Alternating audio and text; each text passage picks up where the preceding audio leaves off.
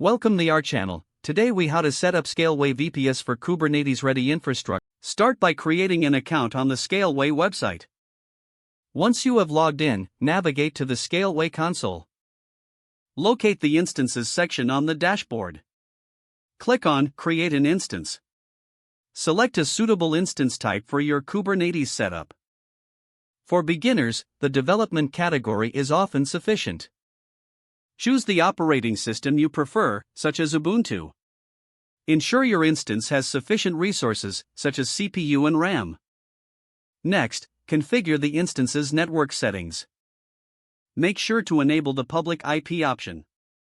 Once you have configured these settings, click Create Instance.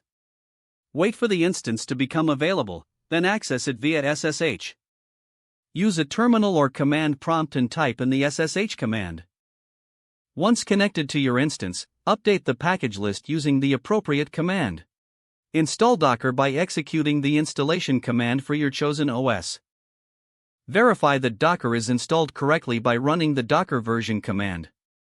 Next, install kubectl to manage your Kubernetes clusters. Follow the official documentation or command line instructions to install kubectl. Once installed, confirm by checking the version. Now, install Minikube, which will help you set up a local Kubernetes environment. Download the Minikube binary and move it to your path.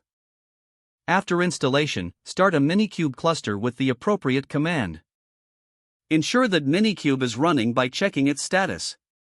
Once your Minikube cluster is up, you can deploy applications.